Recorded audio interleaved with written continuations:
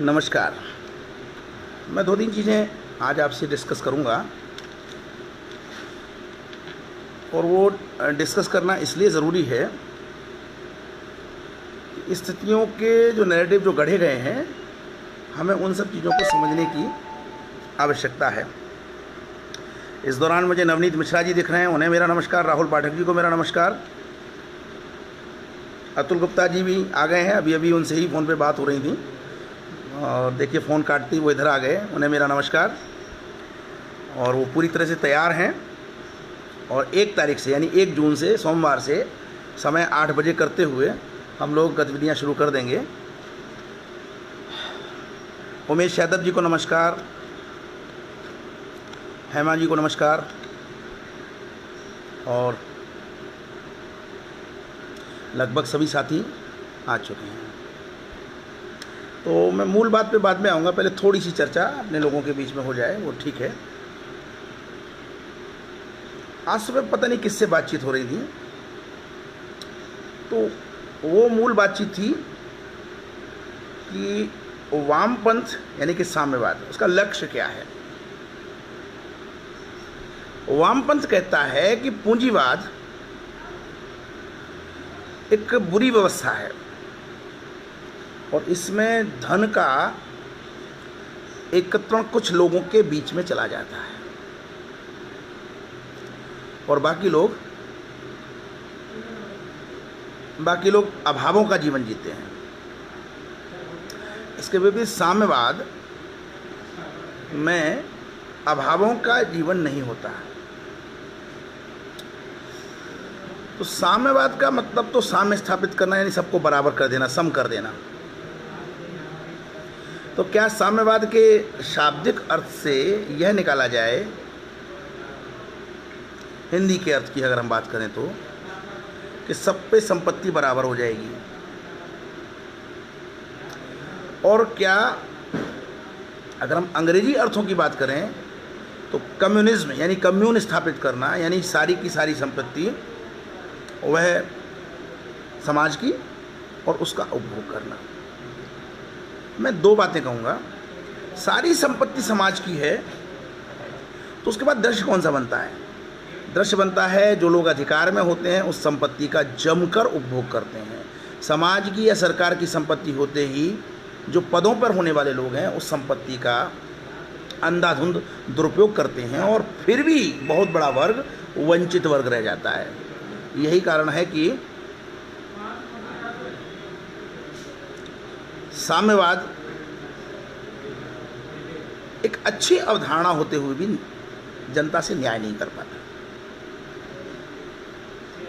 अगर ये अच्छी अवधारणा होती तो सोवियत संघ में निरंतर साम्यवाद चल रहा होता। चीन भी आज यथार्थ रूप में साम्यवाद ही नहीं है। अब तो एक ऐसा पूंजीवाद वहां पनप चुका है कि जो तानाशाही पर निर्भर है। मैं 1 मिनट चाहूँगा, एक फ़ोन मेरे पास आ रहा है। हेलो, नमस्कार। नहीं, हम तो हमारी मीटिंग 5 बजे चलती है लगभग।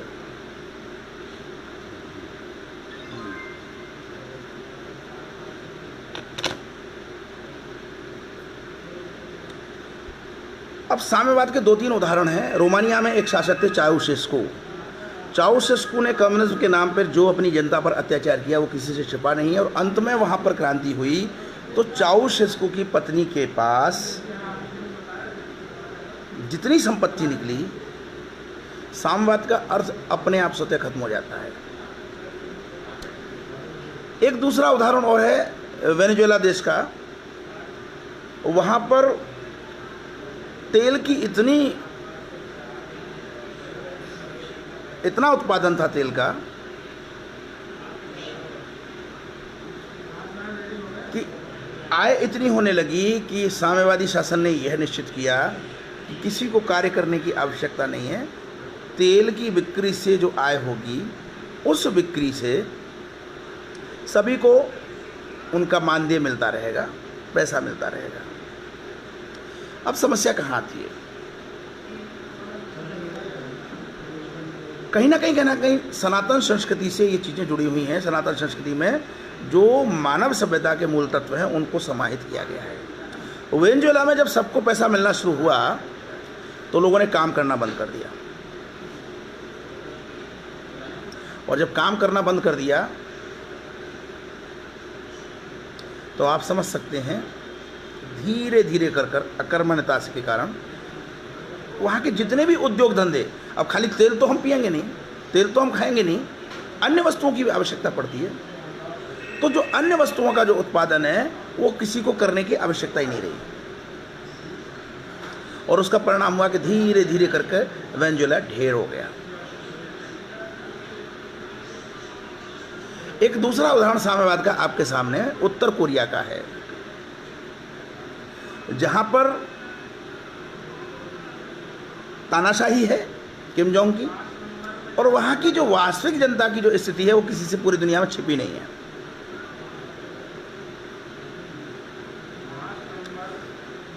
लोग पूंजीवाद की तरह तरह से आलोचना करते हैं। अभी मैं फेसबुक पे पढ़ रहा था तो एक बहुत अच्छा उदाहरण मेरे सामने आया कि थोड़ी देर के लिए मान लें मुकेश अंबानी की सारी संपत्ति भारत के प्रत्येक नागरिकों को बांट दी जाए, तो प्रत्येक 135 करोड़ जनता है, एक व्यक्ति के हिस्से में लगभग 1000 रुपये आएंगे। इस 1000 रुपये से कितने दिन काम चलेगा? मूलतः जीवन एक पिरामिड की तरह होता है, और इस पिरामिड में श्रम के बिना कुछ भी संभव नहीं है। श्रम का बहुत महत्व है, और श्रम के बाद उसके बाद बुद्धि चातुर्य, बाकी सारी चीज़ें बुद्धि चातुर्य से जुड़ी हुई हैं। श्रम और बुद्धि चातुर्य ये दो चीज़ें मिलकर मानव सभ्यता को आगे ले जाती हैं। और जाहिर सी बात है, जो कागज़ का जो नोट है वह बुद्धि चातुर्य और श्रम के मेल से जो मनुष्य की साख बनती है उस साख का एक प्रतीक मात्र है। कागज का नोट कोई पैसा नहीं है, अपितु मनुष्य के बुद्धि चातुर्य और परिश्रम के द्वारा जो भी उसका प्रतिफल है उसका एक प्रतीक मात्र है। और जाहिर सी बात है, उस प्रतीक के आधार पे सारी अर्थव्यवस्था चलती है। पिछले बहुत दिनों से आप जीडीपी गिर रही है, ये सब सुन रहे होंगे, लेकिन लाख जीडीपी गिरने के बाद भारत का जनजीवन सामान्य रूप से चल रहा है। कोरोना संकट आया हुआ है, लोग अपने अपने गांव वापस पहुंच रहे हैं। तो जो मेरा जो आकलन है वह बहुत साधारण सा है कि ये जो मजदूर हैं इन्हें दिक्कत, इन्हें कठिनाई जो भी रास्ते में आ रही है वो एक अलग बात है, जीवन कठिनाइयों का नाम है, संकट है। लेकिन जब वो अपने गांव पहुंच जाएंगे तो वहाँ पर पहुंचने के बाद उनका जो श्रम है वो उनके साथ बरकरार है। जो श्रम महानगरों में उनका उपयोग हो रहा था वो श्रम अब गाँव में उपयोग में आ सकता है। और उदाहरण के तौर पे मैंने एक दिन कहा भी था कि केवल दुग्ध उत्पादन पर अगर हमारा ये जो श्रम है ये केंद्रित हो जाए तो बहुत गुणात्मक परिवर्तन आ सकता है। और ऐसा भी नहीं कि अगर कहीं से मजदूर हटे हैं तो वहाँ का काम चल जाएगा। निश्चित रूप से दुनिया बदल रही है कोरोना संकट के बाद। एक सोशल डिस्टेंसिंग, जिसे हम सनातन संस्कृति में छुआछूत कहते हैं, वह विश्व स्तर पर व्यापक हो गई है। छुआछूत का विरोध करने वाले लोग आज खुद छुआछूत को अपनाने के लिए मजबूर हो चुके हैं।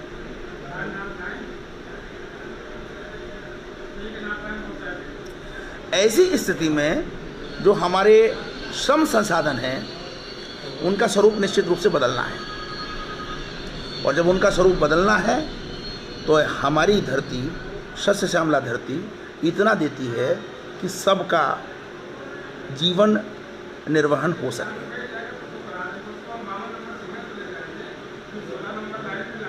अभी हम न तो पर्याप्त कृषि उत्पादन कर पा रहे हैं, न हम पर्याप्त दुग्ध उत्पादन कर पा रहे हैं, न हम कृषि उत्पाद और दुग्ध उत्पादों के जो उप उत्पाद हैं उनका पर्याप्त उत्पादन कर पा रहे हैं, और साथ ही साथ जो अन्न है, दालें हैं, उनका जो भंडारण है वह भी उचित ढंग से कर पा रहे हैं।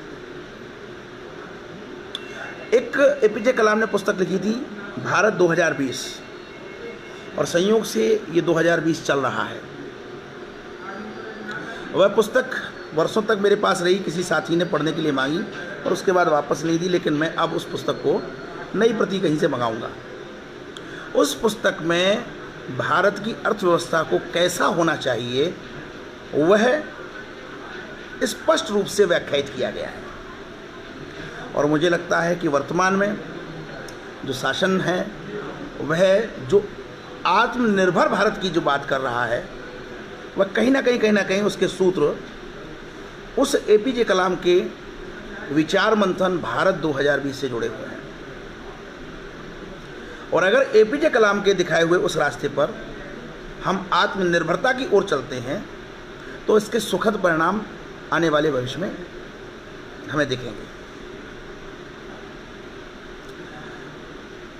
अगर हम पूंजीपतियों की सारी संपत्ति को छीनकर बांट भी देते हैं तो 135 करोड़ जनता का निर्वहन संभव नहीं है।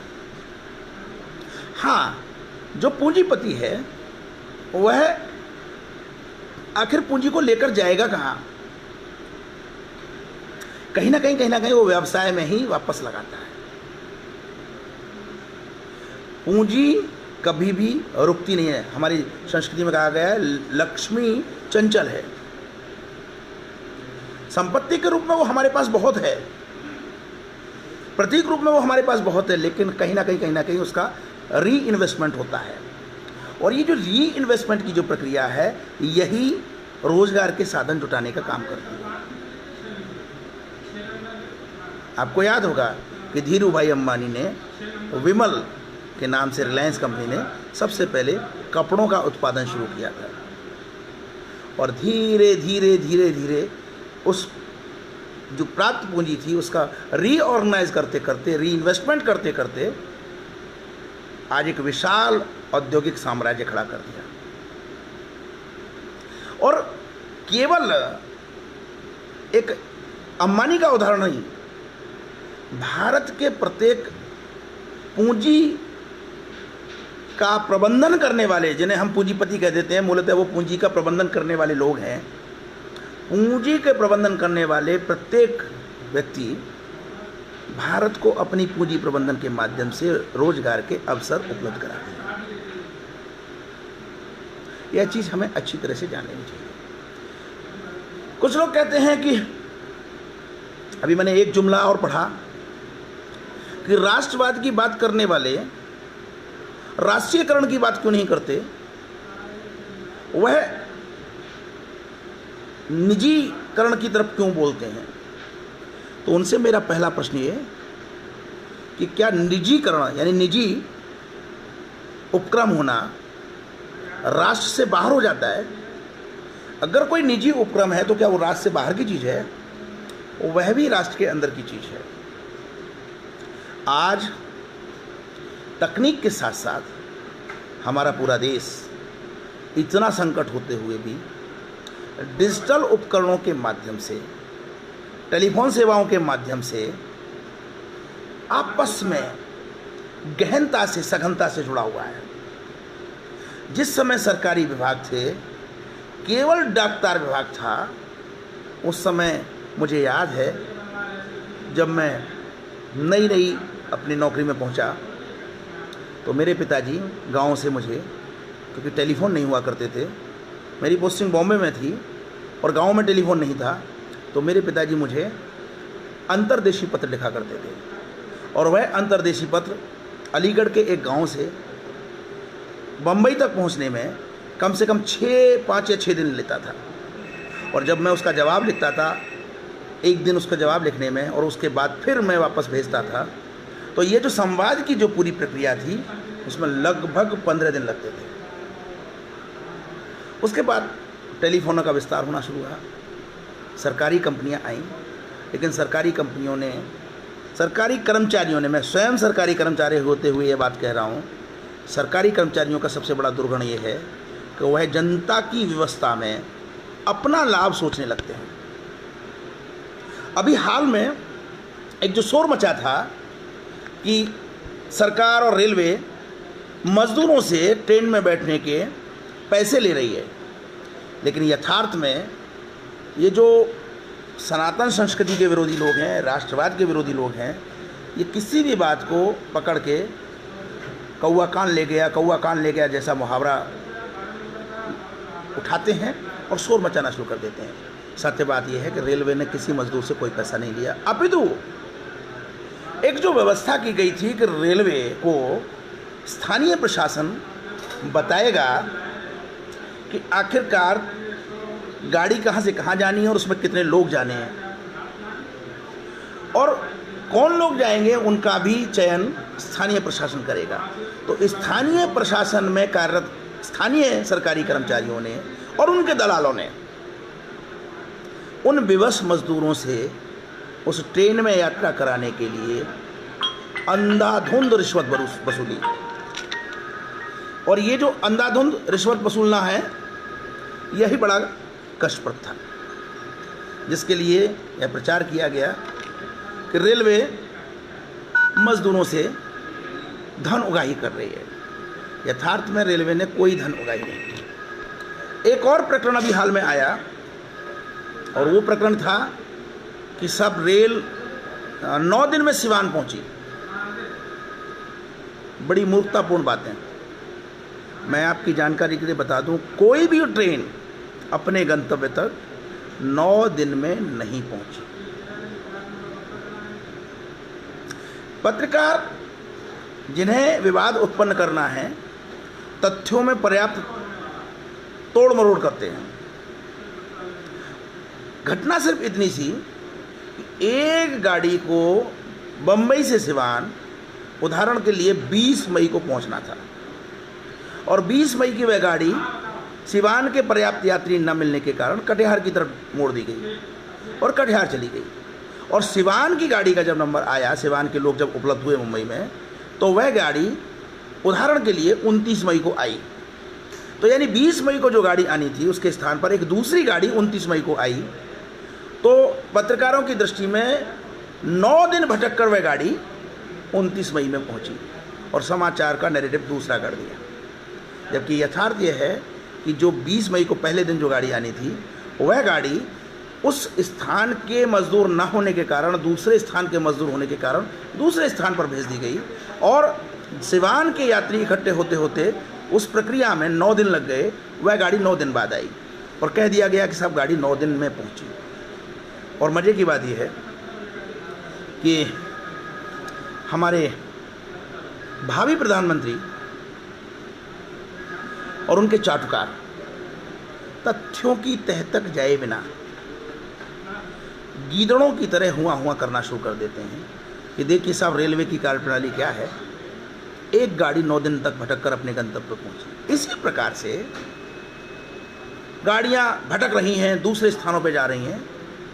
मैं अपने यहाँ के उदाहरण से बता देता हूँ कि जिस दिन पहली बार मेरे यहाँ गाड़ी गई, वह गाड़ी प्रारंभ में मधुबनी के लिए स्थानीय प्रशासन ने कहा कि ये गाड़ी मधुबनी जाएगी, लेकिन गाड़ियों में जब मजदूर आए तो वो मजदूर मधुबनी के नहीं थे, अपितु वह कटिहार के थे। आनन फानन में स्थानीय प्रशासन ने लिखित रूप में रेलवे को दिया और कहा कि ये गाड़ी कटिहार जाएगी, और गाड़ी को कटिहार रवाना किया गया। अब पत्रकार इसी चीज़ को कहें कि साहब मधुबनी की गाड़ी भटक कर कटिहार पहुंच गई, तो इसे मूर्खता ना कहें तो क्या कहें। तो जो आज का जो दौर है वह ऐसा दौर है कि सत्य घटना को उजागर ना करके पत्रकारिता भी राजनीतिक एजेंडे पर चलने लगी है, और राजनीतिक एजेंडे पर चलते हुए नैरेटिव गढ़ते हुए जनता को भ्रमित करने की कोशिश करती है।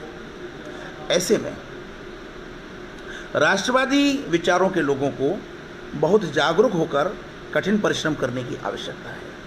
और यही कारण है कि मैंने ये आग्रह किया है अपने साथियों से कि अब लगभग जो 1.5 माह बीत चुका, इस 1.5 माह के बाद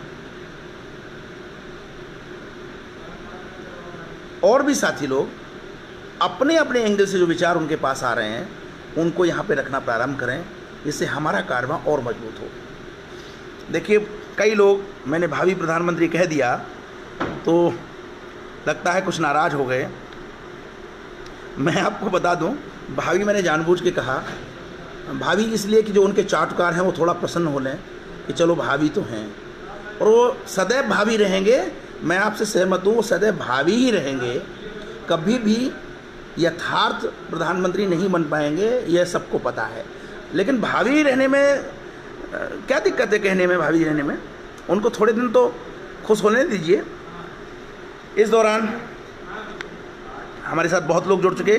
हापुड़ से कविता बाना जी नमस्कार, उमेश यादव जी नमस्कार, प्रांशु तिवारी को स्नेहिल नमस्कार, और उसके बाद मैं देख रहा हूँ सिद्धार्थ शंकर जी भी आ गए, उन्हें भी नमस्कार। कैलाश वाजपेयी जी को नमस्कार, डॉक्टर सर्वेश पांडे जी को भी मेरा नमस्कार, अशोक राज उन्हें स्नेहिल नमस्कार, निर्मला शर्मा जी को नमस्कार, दीपांकर द्विवेदी को स्नेहिल नमस्कार, अतुल पांडे चित्रकूट से उन्हें भी मेरा नमस्कार, आशुतोष त्रिवेदी जी को भी स्नेहिल नमस्कार। लगभग सारे लोग आ चुके हैं। तो मूल बात जो मैं कह रहा था कि वामपंथ केवल और केवल भ्रम उत्पन्न कर रहा है, और सच बात यह है कि वामपंथ अब वामपंथ नहीं रहा, अपितु जिसको हम कांग्रेस नाम से समझते हैं, यह कांग्रेस जो कभी राष्ट्रीय आंदोलन में भारत का नेतृत्व करती थी, यह अब भारत का नेतृत्व नहीं करती, अपितु यह क्रिप्टो क्रिश्चियन समुदाय का नेतृत्व करती है। और क्रिप्टो क्रिश्चियन समुदाय का नेतृत्व करते हुए यह इस्लामिक जिहादियों से, फर्जी नवबौद्धों से, सारे लोगों से गठबंधन करने में जुटी हुई है। और इसका एकमात्र उद्देश्य केवल और केवल सनातन संस्कृति को हानि पहुंचाना है। आदित्य विक्रम जी मुझे याद दिला रहे हैं कि आज पत्रकारिता दिवस है। निश्चित रूप से आज पत्रकारिता दिवस है, तो यह बात हमें बताने की आवश्यकता है कि आज की जो पत्रकारिता है वह राजनीतिक नैरेटिव गढ़ने में जुटी हुई है। यही कारण है कि आज लोग पत्रकारिता पर भरोसा नहीं करते, अपितु पत्रकारिता से केवल सूचनाएं प्राप्त करते हैं, और सूचनाएं प्राप्त करने के बाद अपने हिसाब से उनका आकलन करते हैं। ये बहुत अच्छी बात है। एक और आज वीडियो मैंने सिद्धार्थ शंकर जी के उस पर देखा, और शायद नित्यानंद श्रीवास्तव जी ने उसे शेयर किया था, दलाई लामा द्वारा शिवलिंग की पूजा करना। और वह वीडियो मैंने फिर डाउनलोड करके समूह में दिया भी है। मैं बस यही कहना चाहता था कि जब मैं लद्दाख गया था तो मैंने अनुभव किया कि जो हमारा पर्वतीय बौद्ध धर्म है वह सनातन संस्कृति से इतना द्वेष नहीं रखता, लेकिन जो मैदानी क्षेत्र में जो ये फर्जी नवबौद्ध हैं, यह पता नहीं किस किस तरह की बातें गढ़ के माहौल को कटुतापूर्ण बना रहे हैं। इसके लिए हमें विशेष रूप से संघर्ष करने की आवश्यकता आज आन पड़ी है। कुछ लोग फेसबुक पर टीका टिप्पणी करते समय बड़े विचित्र तरीके से कहते हैं कि अब समय आ गया है कि मिलकर काम करें, हिंदू मुस्लिम हम लोग ना करें। ऐसे कहने वालों के नाम अमन पसंद की श्रेणी के होते हैं, और उनकी कोशिश ये रहती है कि हिंदू मुस्लिम पर कोई बात नहीं की जाए। मेरा प्रश्न ये है कि क्यों ना बात करें। हम एपीजे कलाम जैसे मुसलमानों का, हम दारा शिकोह जैसे मुसलमानों का जो सनातन संस्कृति के प्रति द्वेष का भाव नहीं रखते हैं, हम उनका आदर करते हैं, सम्मान करते हैं। लेकिन औरंगजेब की नीति पर चलने वाले मुस्लिम्स, चाहे वो मेरे पड़ोस में क्यों ना रहता हो, हम उसका विरोध करेंगे। हमारा विरोध करने का अधिकार है। सनातन संस्कृति के विरुद्ध कोई भी व्यक्ति अगर कुछ भी कहता है उसका विरोध करने का हमारा अधिकार है। हम सनातन संस्कृति वाले प्रारंभ से ही बहुत ही वैज्ञानिक और प्रगतिशील रहे हैं और समय समय पर हमने परिवर्तन किया है।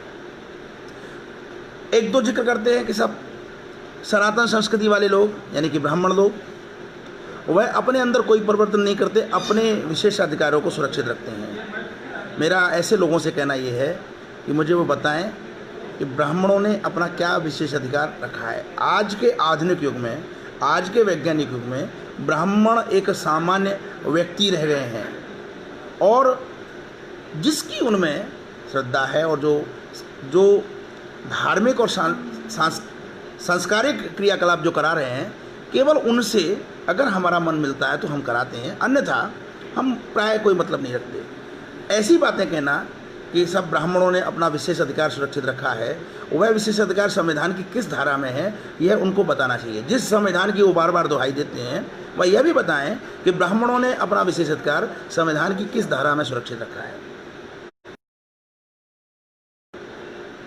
संविधान ने विशेष अधिकार आरक्षण के माध्यम से वंचित वर्ग के लिए रखा है, लेकिन उस वंचित वर्ग के भी जो लोग सक्षम लोग हैं वह उस आरक्षण की मलाई को खाने में लगे हुए हैं और जो वास्तविक वंचित वर्ग है वह वास्तविक वंचित वर्ग उसको उस आरक्षण का कोई भी लाभ नहीं पहुंच रहा है। और ये तय मान लीजिए कि अगर हमने इन फर्जी नवबौद्धों को लगातार जवाब देना प्रारंभ रखा तो जो इन्हीं के जो वंचित वर्ग के जो लोग हैं वो वस्तु स्थिति को एक न एक दिन समझेंगे और वही आकर्षित होकर इनको सही ठिकाने पर पहुंचा देंगे। इसलिए एक की निरंतर प्रयास करने की आवश्यकता है।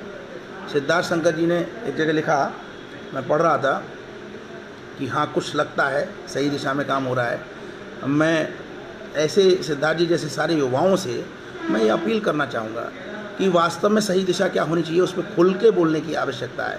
हम लोग खुल के बोलें, निडर होके बोलें। आज मैं आपके सामने जिस पुस्तक के अंश में पढ़ूंगा, क्योंकि मैंने तय कर लिया है कि मैं एक पुस्तक के अंश आपको जो आँख खोलने वाले अंश होंगे मैं उनको आपके सामने जरूर रखूँगा। यह पुस्तक भी एक संग्रहित पुस्तक है, इसका नाम है आदाबुल हर्ब वस्सुजात, अरबी भाषा में लिखी हुई यह पुस्तक। इस पुस्तक में जो चीज़ें हैं जरा उनको सुन लीजिए। इसका 25वां अध्याय है, जानना चाहिए कि काफिरों से युद्ध करना बहुत बड़ा कर्तव्य है। अब काफिर कौन है इसका निर्णय आप करते रहिएगा। पहली लाइन में ही लिखा हुआ है, जानना चाहिए कि काफिरों से युद्ध करना बहुत बड़ा कर्तव्य है। मोहम्मद साहब ने कहा है कि यदि कोई रात या दिन में काफिरों से धर्म युद्ध करता है तो वह संसार की सभी वस्तुओं से बढ़कर होता है। आप समझ सकते हैं कि पहली लाइन से ही, अध्याय की पहली लाइन से ही जब इस तरह की विष भरी वाणी समाहित हो तो क्या दृश्य बनेंगे अनुमान लगा सकते हैं। आप किसी भी औरंगजेब टाइप फेसबुक पर, सोशल मीडिया पर अगर कोई है तो आप उससे बात करिए। वो वर्तमान परिस्थिति को देखते हुए हिंदू मुस्लिम एकता की बात करेगा, गंगा जमनी तहजीब की बात करेगा, लेकिन जैसे ही आप कहेंगे कश्मीर के बारे में क्या ख्याल है, कश्मीर में अभी भी रियाजू नायकू या गाजी हैदर ये सब लोग क्यों आ रहे हैं, तो वो कहेगा कश्मीर की परिस्थितियाँ अलग हैं, वहाँ की सेना ने कश्मीर की लड़कियों पर बहुत अत्याचार किया है। वो एक झटके में कश्मीर की परिस्थितियों को अलग बता देगा।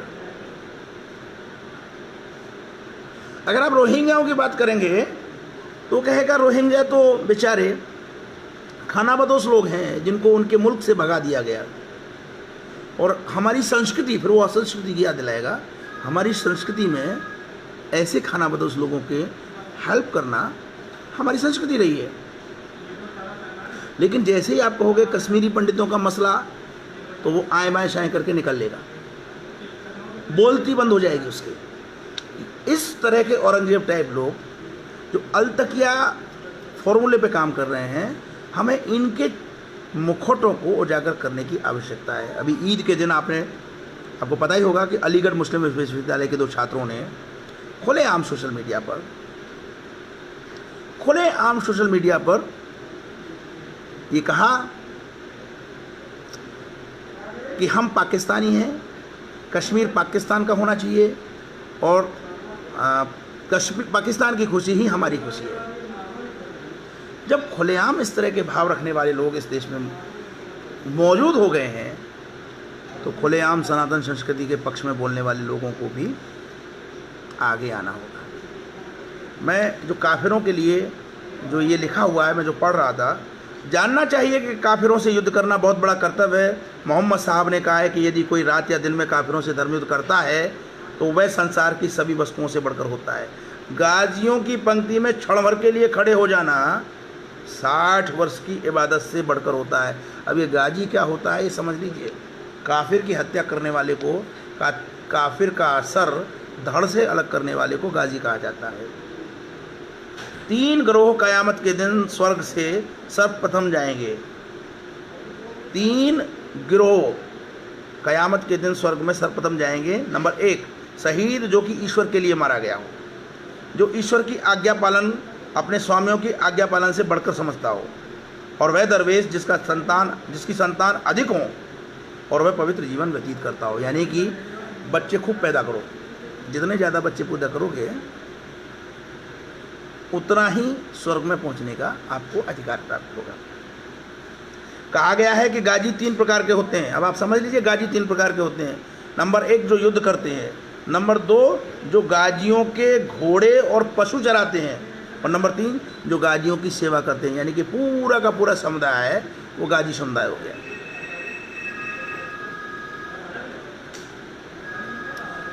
ये जिस धर्म में इस तरह की बातें पहले कदम से सिखाई जाती हों, वह धर्म हिंसक धर्म नहीं होगा तो कैसा धर्म होगा। और ये फर्जी नवबौद्ध एक भी सनातन संस्कृति की पुस्तक, वास्तविक पुस्तक दिखा दें जिसमें कहीं पे भी वंचितों को, शूद्रों को या किसी और असहायों को या किसी गैर धर्मियों को मारने की बात कही हो। मैंने कल चचनामा से आपको वह प्रसंग पढ़ के सुनाया था जिसमें समनी को मारने के लिए जब रायचक जाता है तो समनी के व्यवहार को देखकर तुरंत हृदय परिवर्तित हो जाता है और समनी को अपने सलाहकारों में शामिल कर लेता है।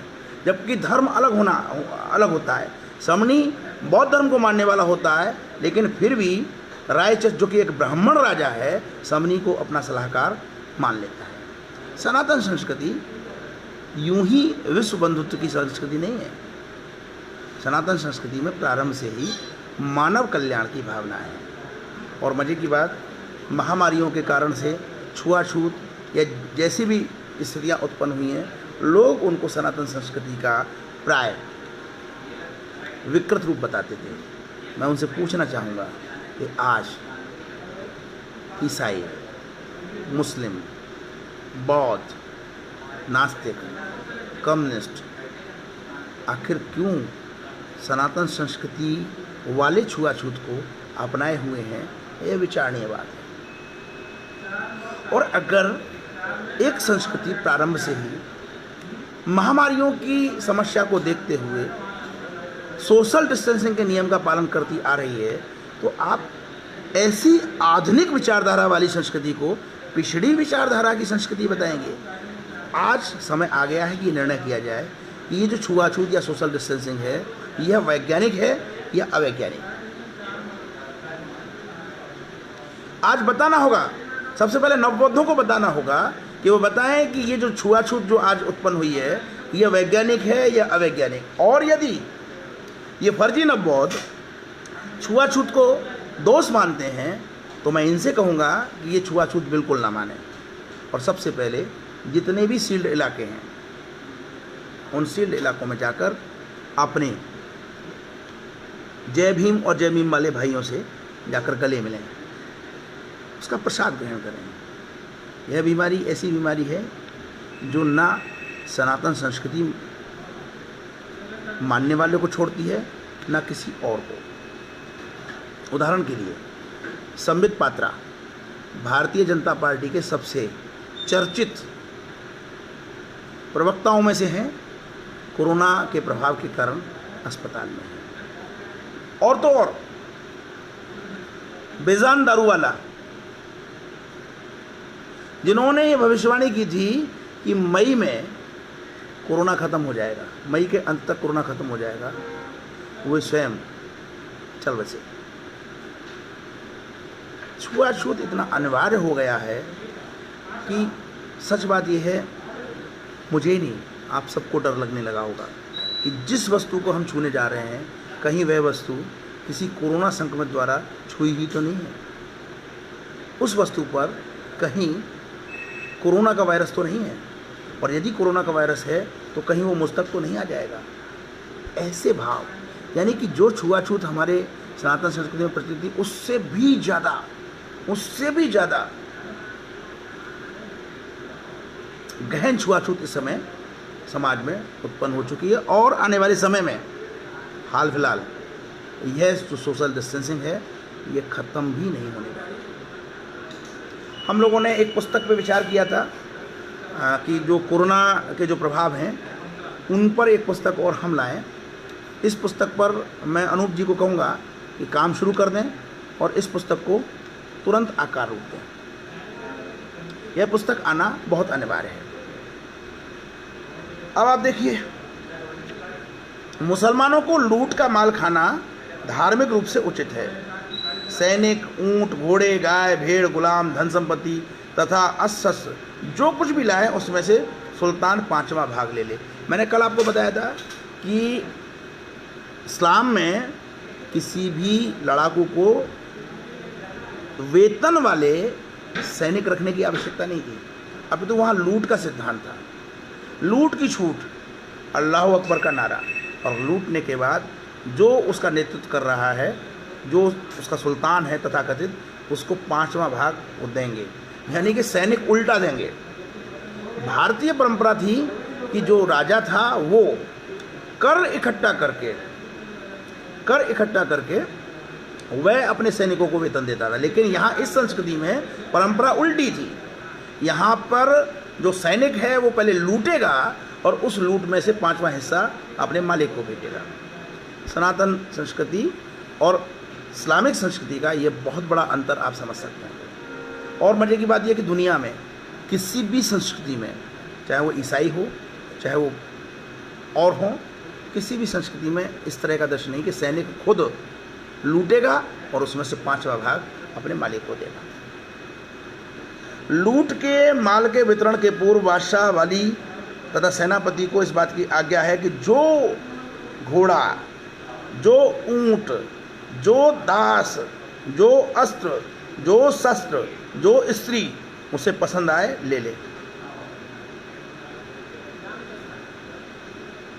आप सुन रहे हैं ना?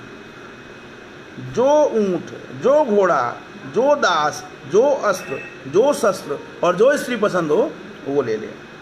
और उसके बाद बाकी सेना में सारी चीज़ें बंटनी चाहिए। अब एक जिक्र आता है दारुल हर्ब। दारुल हर्ब यानी कि जहाँ पर मुसलमान सत्ता में नहीं है। यदि एक या दो मनुष्य दारुल हर्ब में जाएं और वहाँ से कोई चीज़ लाएं तो उसमें से 5वां भाग न लेना चाहिए। यदि कोई मुसलमान हर्बी काफिर को, यानी कि दारुल हर्ब में रहने वाले काफिर को मार डाले और उसका घोड़ा, अस्त्र शस्त्र तथा वस्त्र ले ले तो उससे वह चीज़ें वापस नहीं लेनी चाहिए। यानी कि जो जितना साहस दिखाएगा उसको उतना ज़्यादा। अकेले जाके आप किसी को मार के छीन लाए तो वो आपकी, सुल्तान को भी उसमें से हिस्सा देने की आवश्यकता नहीं है। इस तरह की चीज़ें जब दिमाग में घोल घोल के डाली जाएंगी तो कैसा संसार उत्पन्न होगा आप अनुमान लगा सकते हैं। जो पश्चिम मध्य एशिया में जो स्थितियां हैं वो ऐसी क्यों हैं? ISIS का गठन क्यों होता है? आखिरकार ओसामा बिन लादेन जैसे लोग अपने साथ इतना बड़ा हुजूम कैसे इकट्ठा कर लेते हैं? बगदादी जैसे लोग अपने आसपास इतना हुजूम कैसे इकट्ठा कर लेते हैं? आप समझ सकते हैं। कश्मीर में आए दिन जो पथराव जो हो रहे थे वो क्यों हो रहे थे? कश्मीर से कश्मीरी पंडितों को कैसे भगाया गया? ये समझ सकते हैं। ये इस तरह के साहित्य में उनके सूत्र वाक्य हैं। इन सूत्र वाक्यों को प्रकाश में लाने की आवश्यकता है। ये बताने की आवश्यकता है कि अमन पसंद लोग जो गंगा जमनी सभ्यता की बात करते हैं, गंगा जमनी संस्कृति की बात करते हैं, उनके साहित्य में वास्तव में उनको क्या सिखाया जाता है। एक पुस्तक मेरे पास आई है, मैंने अभी वो पढ़ी नहीं है, लेकिन उसके बारे में बड़ी चर्चा है, अंडरस्टैंडिंग मोहम्मद। मैं शीघ्र ही उस पुस्तक पर भी विचार रखूँगा कि उसमें क्या है। मेरी जानकारी में ये है कि इस पुस्तक पर बहुत बैन लगा। जहाँ जहाँ पर धर्मनिरपेक्ष सरकारें रहीं, अमन पसंद लोगों के पक्ष में उस पुस्तक पर बैन लगाया गया। लेकिन ये पुस्तक आज डिजिटल फॉर्मेट होने के कारण सोशल मीडिया पर उपलब्ध है। बहुत सारे लोगों ने आप में से पढ़ी भी होगी। अगर आप लोग चाहेंगे तो इस पुस्तक को हम अंडरस्टैंडिंग मोहम्मद को आप लोगों को उपलब्ध भी करा सकते हैं। जिन लोगों को अंडरस्टैंडिंग मोहम्मद का PDF चाहिए, वो अपने व्हाट्सएप नंबर इस वक्तव्य के कमेंट बॉक्स में दे सकते हैं, जिससे यह पुस्तक PDF फॉर्मेट में आपको उपलब्ध कराई जा सके और आप लोग पढ़ सकें। हमने ठान लिया है कि जितनी सारी चीज़ें सनातन संस्कृति के विरोध में हैं, एक एक चीज़ को हम सामने लाएंगे। जितनी सारी चीज़ें सनातन संस्कृति के पक्ष में हैं, उतनी सारी चीज़ों को हम सामने लाएंगे, और ये आज समय की आवश्यकता है। आगे आते हैं।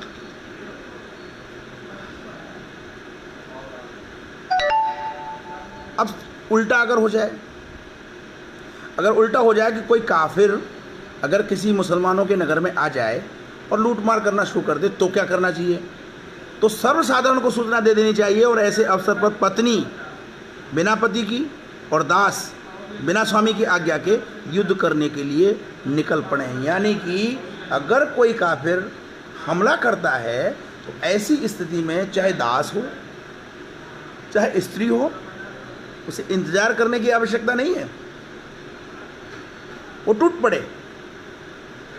अब आप अनुमान लगा लीजिए कि जहां स्त्रियों को लड़ने की शिक्षा दी जा रही है कि लड़िए, तो कश्मीर में दुपट्टा चेहरे पे बांध के लड़कियां सेना पर पथराव नहीं करेंगी तो क्या करेंगी? मैं कभी कभी सोचता था कि यार इन लड़कियों को तो कम से कम आगे आकर पथराव नहीं करना चाहिए, ये लड़कियां सेना पर पथराव क्यों करती हैं? तो वह इस पुस्तक के अंश में मुझे मिला कि यदि कोई काफिर अगर मुसलमानों के नगर में आ जाए तो स्त्रियों को और दासों को बिना किसी की आज्ञा लिए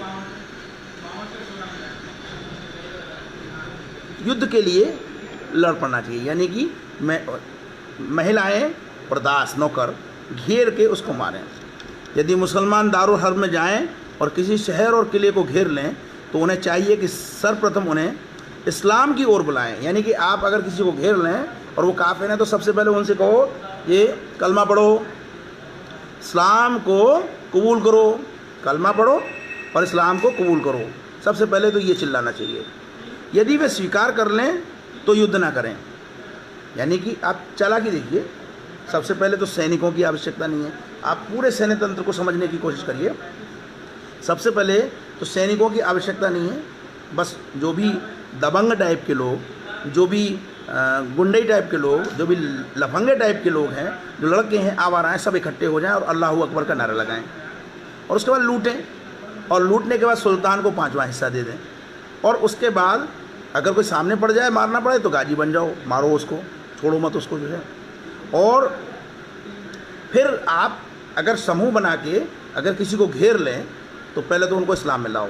इस्लाम में लाने का एक फ़ायदा होता है कि जब वो इस्लाम में आ जाएगा तो वो आगे अगली लूट करने के लिए वो आपकी सेना और बढ़ गई।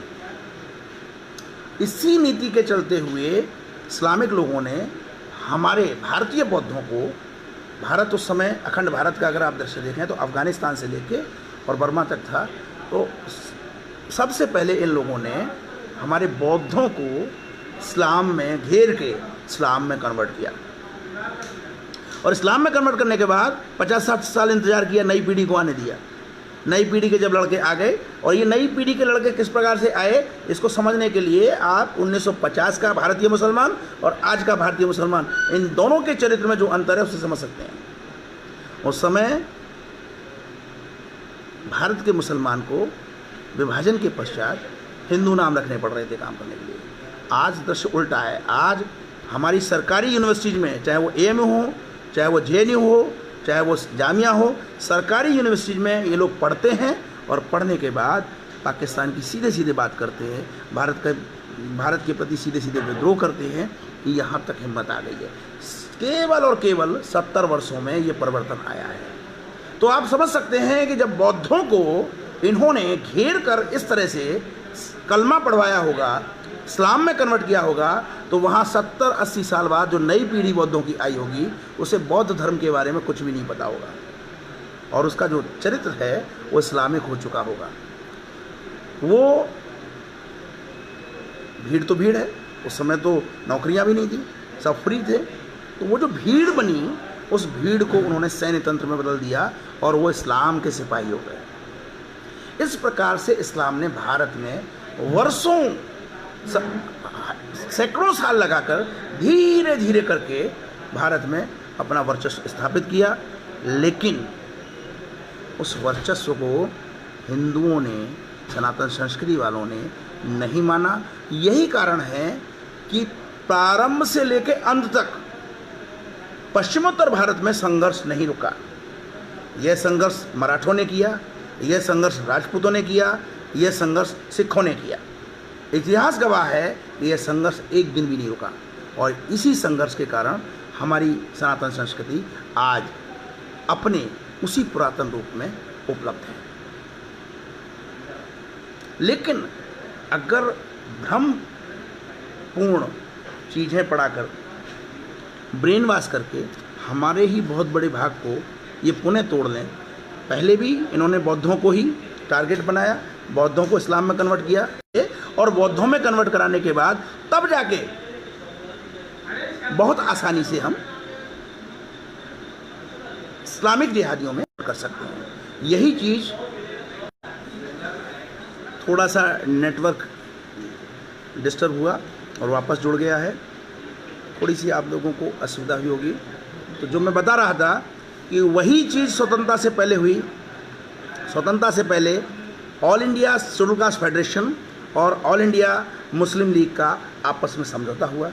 समझौता होने के बाद पाकिस्तान के पक्ष में वोट दिया गया। जोगेंद्र नाथ मंडल ने उस समय schedule caste federation of India का नेतृत्व किया। उस नेतृत्व के बाद 19% दलित बांग्लादेश में रुके रह गए, और इन 19% दलितों को अपने इन नियमों के, जो मैं पढ़ रहा हूँ, इन नियमों के आधार पर आसानी से इस्लामिक चरित्रों में बदल दिया गया। आज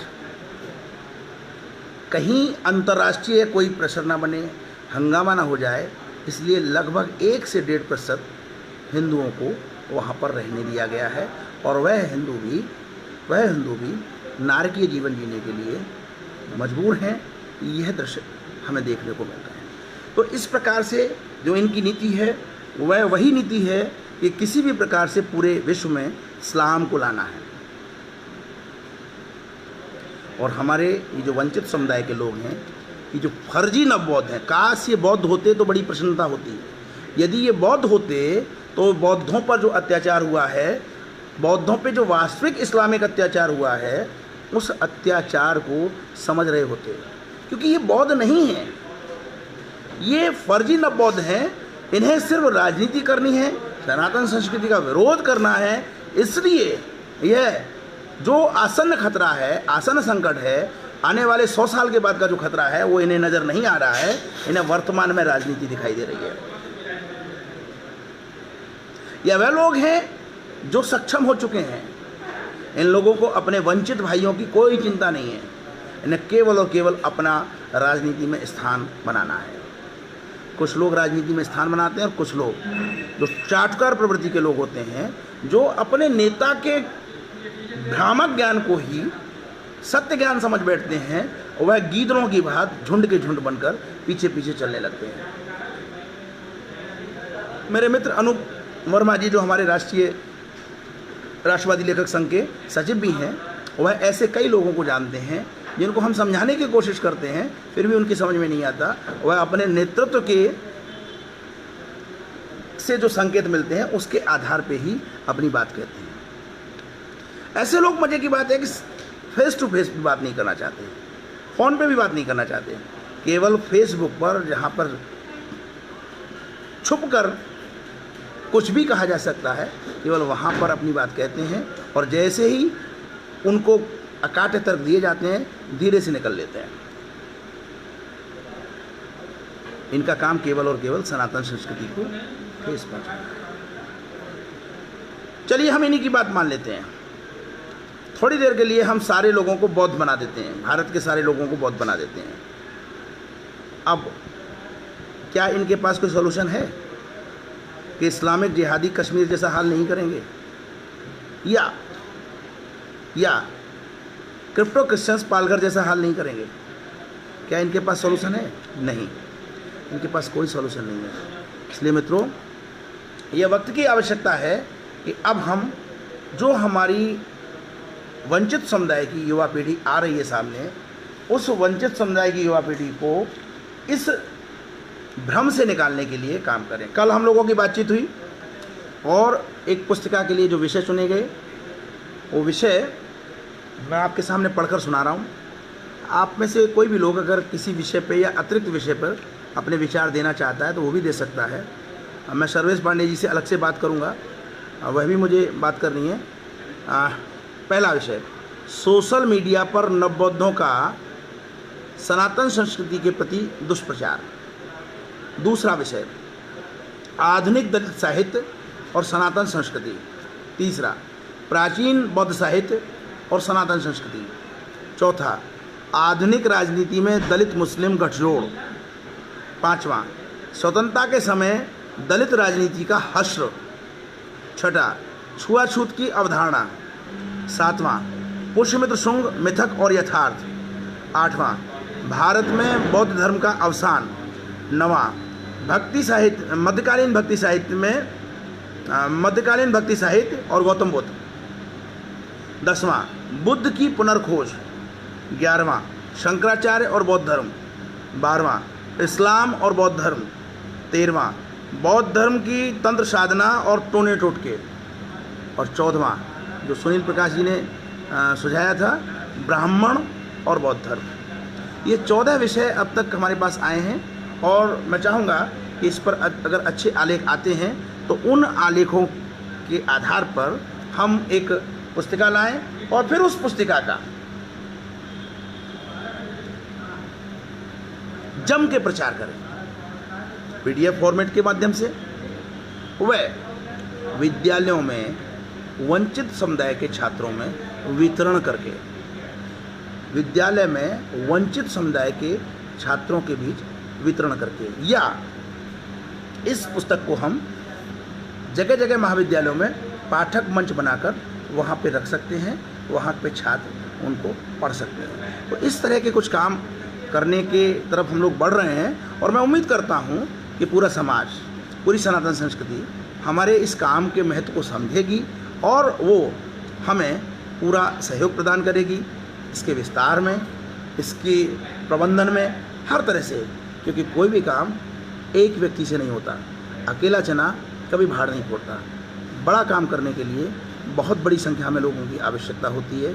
और ये जो फेसबुक लाइव जो हम कर रहे हैं, इसका उद्देश्य यही है कि अधिकतम सनातन संस्कृति के लोग हमसे जुड़ें और जुड़कर स्थितियों को समझते हुए जो एक कुप्रचार हो रहे हैं, इन कुप्रचारों को अंत की ओर ले जाएं।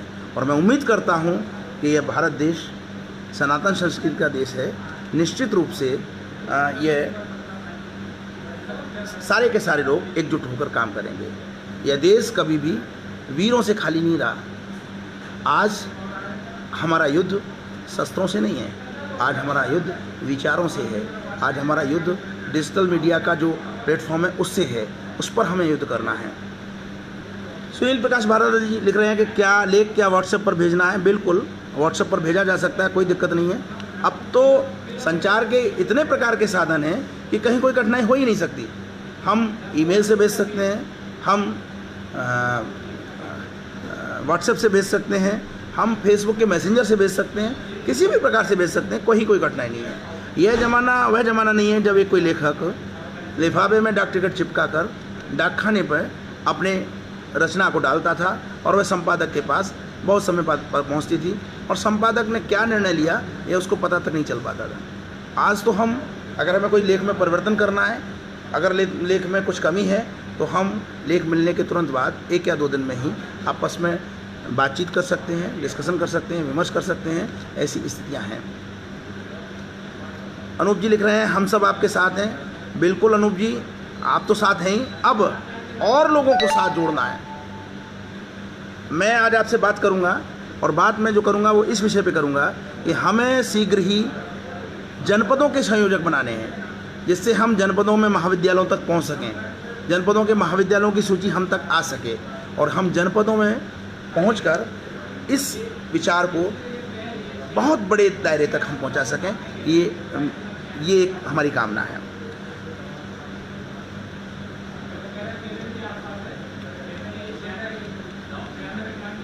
अब आप कुल मिला के देखेंगे, ये जो मैं पुस्तक पढ़ रहा था, तो इस पुस्तक में जो सबसे खास बात यह है कि केवल और केवल काफिरों से युद्ध में केवल और केवल जो युद्ध कर रहे हैं उनको निपटाने की आवश्यकता है। बाकी सबको बना रहने दो, वो सब काम आएंगे। यही कारण है कि जो 1946 में जब डायरेक्ट एक्शन हुआ था, तो जुझारू जो हिंदू था उसका कत्लेआम किया गया, महिलाओं का नहीं। महिलाएं तो काम आएंगी, बेचारी डर जाएंगी, इस्लाम कबूल कर लेंगी, जीवन यापन उन्हें करना है, किसी की भी तीसरी चौथी बेगम बन जाएंगी, कहीं कोई कठिनाई नहीं है। ये इस तरह की भावनाओं से भरे हुए लोग हैं। अब आप अनुमान लगा सकते हैं, बड़ा दुख होता है कि इतना आधुनिक युग आ जाने के बाद भी इनकी जो सोच है, कश्मीर उसका उदाहरण है, ISIS उसका उदाहरण है, इनकी सोच वहीं की वहीं टिकी हुई है जो मध्ययुगीन, और दूसरे शब्दों में कहें जो 1400 वर्ष पूर्व जो मानसिकता इन्हें सौंपी गई विरासत में, वह ब्रेन वॉश करके निरंतर हर पीढ़ी में वही मानसिकता इन्हें दी जा रही है। ये लोग सनातन संस्कृति पर प्रश्न करते हैं, ये लोग नवबौद्धों से सनातन संस्कृति पर प्रश्न कराते हैं, लेकिन इन्होंने अपने धर्म में कुल कितना सुधार किया ये नहीं बताते। ये लोग कहते हैं कि इनका धर्म तो प्रारंभ से ही श्रेष्ठ धर्म है। हिंदू धर्म में कमी है, ईसाई धर्म में कमी है, सारे धर्मों में कमी है, लेकिन अमन पसंद धर्म में कोई कमी नहीं है। इनसे अगर पूछ लिया जाए कि हलाला क्या होता है, तो ये तुरंत विचलित हो जाएंगे और कहेंगे कि आप हमारे धार्मिक मामलों में हस्तक्षेप कर रहे हैं। हम अगर इनसे पूछें कि हलाला का औचित्य क्या है, ये कोई जवाब नहीं देंगे। हलाला में कौन सी वैज्ञानिकता है, ये कोई जवाब नहीं देंगे।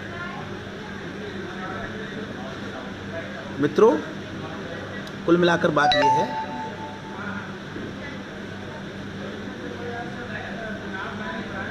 मौलवियों की तकरीर YouTube पर उपलब्ध हैं। आज भी वही चीज़ें जो ये मैंने लगभग 1000 साल पुरानी पुस्तक आपके सामने पढ़ी, 1400 साल पहले जो स्थिति थी वह, 1000 साल पहले स्थिति थी वह, 500 साल पहले स्थिति थी वह, आज भी जस की तस है। आप इसके लिए उदाहरण बतौर YouTube पर अनेक उदाहरण अपनी आँखों से देख सुन सकते हैं। इसमें किसी बहुत बड़े प्रमाण की आवश्यकता नहीं है। 1-2 विचार और मेरे दिमाग में हैं, मैं अपने साथियों से कहूँगा कि वे इन पर ध्यान दें। सोशल मीडिया पर जो लोग सनातन संस्कृति के पक्ष में अच्छा लिख रहे हैं, कृपया उनके नाम नोट करना शुरू करें और उनसे संपर्क की कोशिश करें। उनके द्वारा उठाए गए प्रश्नों को शेयर करें, उनसे अनुमति लेकर लघु पुस्तिकाओं के रूप में उन आर्टिकल्स को भी लाएं।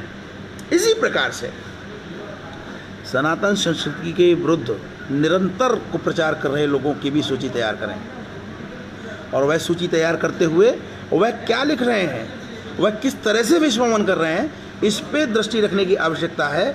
और उनकी जितनी भी बातें हैं उन बातों का यथार्थ क्या है, इस यथार्थ को हमें देखना होगा। अनूप जी, जो आप लिख रहे हैं कि टिकटॉक के माध्यम से मुस्लिम आजकल लव जिहाद और कट्टरता फैला रहे हैं, और आश्चर्य की बात है कि हिंदू लड़कियां इनकी फॉलोअर हैं और ये सब एक नंबर पर बने हैं। मैं आपको एक बहुत ख़ास बात बता रहा हूँ, ये कौन सी हिंदू लड़कियां उनकी फॉलोअर हैं। 1986 में शिक्षा नीति में परिवर्तन करके अंग्रेजी माध्यम की जो शिक्षा नीति जो लाई गई, उस शिक्षा नीति में सनातन संस्कृति के तत्वों को एक किनारे करते हुए इस ईसाई संस्कृति, क्रिश्चियन संस्कृति को आगे किया गया। और उसका परिणाम ये हुआ कि जो हमारे छात्र हैं, विशेष रूप से हमारी लड़कियां हैं, वह उसी मानसिकता की होती चली जाती हैं। उन्हें जीवन के यथार्थ नहीं पता होते और वह एक रोमांटिक भाव में उस तरफ झुकी चली जाती हैं। अब क्योंकि 1986 से लेकर अब तक हमने सनातन संस्कृति के पक्ष में कोई भी रुचिकर तथ्यपरक साहित्य इस युवा पीढ़ी के सामने रखा ही नहीं। हम प्राय अकादमिक अनुसंधानों पर लगे रहे और सामाजिक अनुसंधानों की तरफ हमारी दृष्टि गई ही नहीं। यह उसका परिणाम है। जब हम तथ्यों को सामने लाएंगे तो अनूप जी, यह भी बात मान लीजिए कि ये जो आप जो बात लिख रहे हैं, इसका भी हल स्वमेव होता चला जाएगा, ये मेरा विश्वास है। तो सच बात यह है कि हमने अब तक कोशिश नहीं की, हमने अब तक प्रयास नहीं किए, हमने अभी तक वस्तु स्थिति को समझा नहीं। केवल और केवल उसके पीछे यह स्थितियां बनी हैं। इन स्थितियों को हम जल्दी से जल्दी समाप्त करेंगे। आज के लिए बस मैं इतना ही कहूँगा कि हमें एकजुट होकर काम करना है। आधुनिक युग आने के बाद भी लोग मध्ययुगीन वैचारिकता को फैलाकर भ्रम उत्पन्न कर रहे हैं, जबकि सनातन संस्कृति सदैव से वैज्ञानिक रही है, सदैव से आधुनिक रही है, सदैव से प्रगतिशील रही है और सदैव से विकृतियों को परिवर्तन करके सुधार की तरफ अग्रसर रही है। ऐसी संस्कृति को नमन करते हुए मैं आप सबको नमस्कार करता हूँ। धन्यवाद।